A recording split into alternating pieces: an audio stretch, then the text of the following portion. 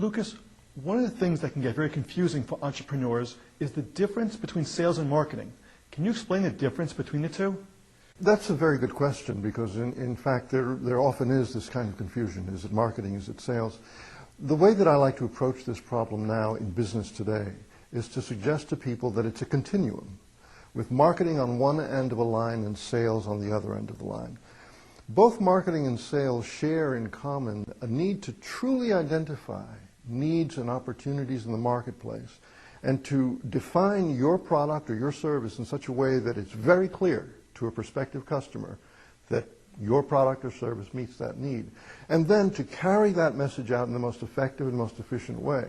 Whereas in sales, you're sitting ideally face-to-face with someone and actually concentrating on that individual's perceived needs.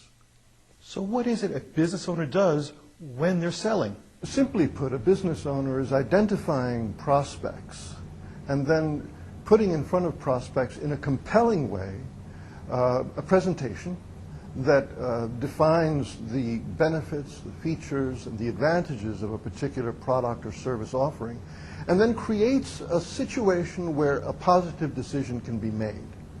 Basically what that means that a salesperson is a very good communicator. He or she is someone who understands how to communicate face-to-face predominantly. However, in today's world, a sale can be made in many, many different ways. And the basic techniques of selling, the basic ideas of selling prevail whether you're presenting an infomercial or have an ad in a magazine or have a front-of-the-room type of presentation at a trade show, for example, or whether you're sitting down with someone in their office speaking one-to-one with them. So what are the discrete tasks that the sales effort requires? Well, it begins with identifying where you are likely to find someone to whom you can make a compelling presentation. And again, the work of prospecting, which is what that activity is called, has changed dramatically in the last 20 years.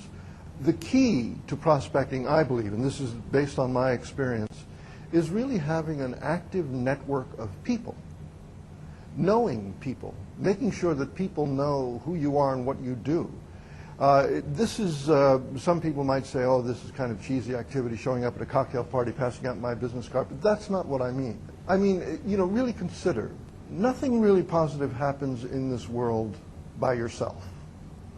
Unless you are a part of a constructive, creative, active network of people who are themselves engaged with various enterprises, it's unlikely that you will succeed.